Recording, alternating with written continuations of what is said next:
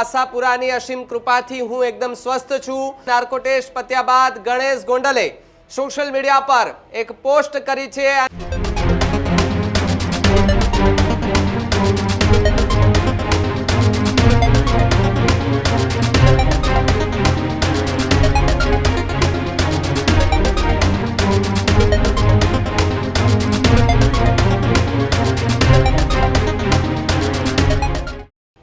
महत्वपूर्ण समाचार गांधीनगरथी सामे आवी रह्या छे के ज्यां गोंडलनो खूब चकचारी केस राजकुमार जाट केसने लईने गणेश गोंडलनो आज नार्को टेस्ट जे छे ते करवामां आव्यो हतो। छेल्ला 3 दिवसथी तेमने ए मेडिकल प्रक्रिया चाली हती, त्यारबाद राजकुमार जाट केसने लईने आ मोटा समाचार मळी रह्या छे।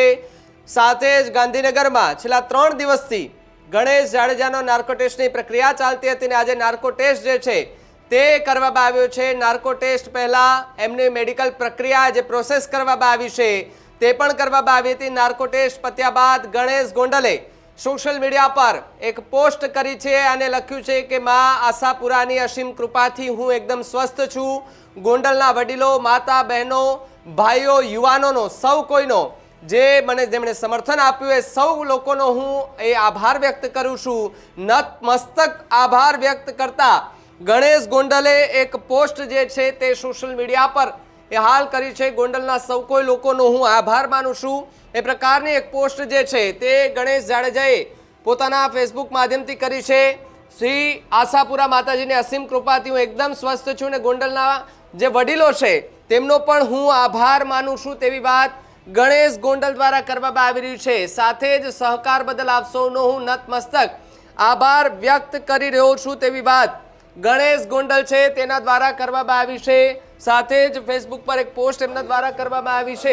फेसबुक पर आ पोस्ट जे छे ते हाल वायरल थई रही छे अने गणेश गोंडल के जेओने जे नार्को टेस्ट माटे गांधीनगरमां छेल्ला 3 दिवसथी हता त्यां एमनी मेडिकल प्रोसेस जे छे ते चालती हती अने मेडिकल प्रोसेस चाल्या बाद 3 दिवस बाद ए आज नार्को टेस्ट जे छे तेनी प्रक्रिया अत्यारे हाथ धरवामां आवी हती ने आखरे આજે નાર્કો ટેસ્ટ જે છે તેની પ્રક્રિયા પણ પૂર્ણ થઈ ચૂકી છે।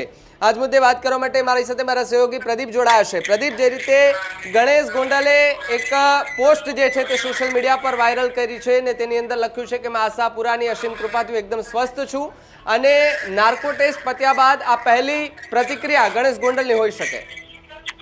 બિલકુલ ભાવિક, અત્યારે હાલ થોડા સમય પહેલા જ ગાંધીનગર ખાતે ગણેશ ગોંડલ જે છે તેના નાર્કો ટેસ્ટ જે છે તે કરવામાં આવ્યો હતો। નાર્કો ટેસ્ટ પૂર્ણ થતાની સાથે જ સુરેન્દ્રનગર જિલ્લા પોલીસ વડા પ્રેમસુખ દેરુએ સમગ્ર ઘટના મામલે નિવેદન પણ આપ્યું હતું કે ગણેશ ગોંડલનો નાર્કો ટેસ્ટ થઈ ચૂક્યો છે। આખી આ ઘટનાની અંદર 15 તારીખે રિપોર્ટ પણ આવશે।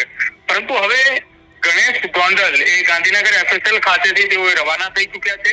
તેઓએ ગાંધીનગર એફએસએલ ની બહાર આવતાની સાથે જ તેમને સોશિયલ મીડિયા ઉપર પોસ્ટ મૂકી છે। કેમ કે છેલ્લા 24-48 કલાકથી ગુજરાતની અંદર એ ચર્ચાનો વિષય હતો કે રાજકુમાર જાટ કેસની અંદર શું થવાનું છે। તે દરમિયાન ગણેશ ગોંડલે હવે પોસ્ટ મૂકીને કહ્યું છે કે માં આશાપુરા માતાજીની અસીમ કૃપાથી હું સ્વસ્થ છું। ગોંડલના વડીલો, માતાઓ, બહેનો, મારા યુવાન સૌ સગા સંબંધી તથા મિત્રોના સહકાર બદલ નતમસ્તક તેમને વંદન કરીને આભાર પણ વ્યક્ત કર્યો છે।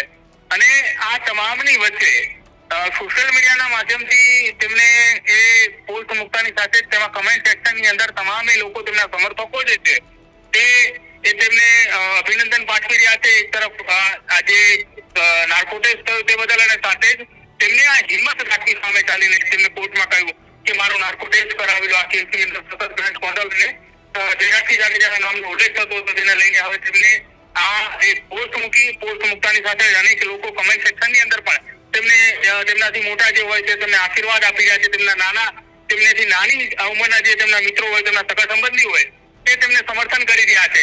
એટલે કે આ એ પહેલી પ્રતિક્રિયા ગણેશ ગોંડલની કહી શકાય નાર્કો ટેસ્ટ બાદ। અને હવે આવનારા સમયની અંદર એટલે કે આજે 11 તારીખ થઈ ચૂકી છે, 4 દિવસ બાદ આ નાર્કો ટેસ્ટનો રિપોર્ટ આવશે અને રિપોર્ટ આવતાની સાથે જ એ રિપોર્ટ ગુજરાત હાઈકોર્ટની અંદર સબમિટ થશે। હાઈકોર્ટની અંદર આવનારી સુનાવણી જ્યારે રાજકુમાર જાટ કેસની થશે ત્યારે સંબંધિત આ મુદ્દા ઉપર ચર્ચાઓ પણ થશે અને કોર્ટની અંદર જ્યારે ચર્ચાઓ થશે ત્યારે ખુલાસો થશે કે નાર્કો ટેસ્ટની અંદર શું રિપોર્ટ આવ્યો અને શું કઈ ચર્ચાઓ થઈ। જી પ્રદીપ, ખૂબ ખૂબ આભાર જોડાવા બદલ અને માહિતી બદલ। તો જે રીતે ગાંધીનગરમાં ગણેશ જાડેજાનો આજે નાર્કો ટેસ્ટ જે છે તે કરવામાં આવ્યો છે અને ત્યારબાદ સોશિયલ મીડિયા પર એમણે પોસ્ટ મૂકીને નાનાથી લઈને મોટા વડીલોનો સૌ કોઈનો આભાર વ્યક્ત જે છે તે કર્યો છે અને સાથે જ હવે જે નાર્કો ટેસ્ટ કરવામાં આવ્યો છે તે રિપોર્ટ કોર્ટમાં પણ રજૂ કરવામાં આવશે. સાથે જે નાર્કો ટેસ્ટની પ્રક્રિયા છે એ પ્રક્રિયાનું વિડીયો રેકોર્ડિંગ પણ કરવામાં આવ્યું છે. જે પણ કોર્ટની અંદર આગામી સમયમાં જે તારીખ આપવામાં આવી છે તે દરમિયાન રજૂ કરવામાં આવશે. અને હવે જોવાનું રહ્યું કે આખા કેસની અંદર કયા પ્રકારનો હવે નવો ખુલાસો થઈ રહ્યો છે. અને સાથે જ આગળ આવી અને પહેલા જે જાહેરાત કરી હતી કે ભાઈ મારો નાર્કો ટેસ્ટ કરો, જે હોય સત્ય હશે બહાર આવી જશે, આ પ્રકારની એક વાત ત્યારે સામે આવી હતી. એમની પૂછપરછ પણ કરવામાં આવી હતી સુરેન્દ્રનગરના એસપી પ્રેમસુખ ડેલુ કે જેઓ એ બોલાવ્યા હતા અને ત્યારે અડધી રાત્રે ત્યાં એમની પૂછપરછ દોઢેક કલાક જેટલી ચાલી હતી. અને દોઢેક કલાક પૂછપરછ ચાલ્યા બાદ બીજા જ દિવસે ગણેશ ગોંડલની એ નાર્કો ટેસ્ટની વાત સામે આવી છે કે ગણેશ ગોંડલે નાર્કો ટેસ્ટ માટેની વાત કરી છે કે ભાઈ મારે નાર્કો ટેસ્ટ કરાવવો છે એના આખી ઘટનાને લઈને.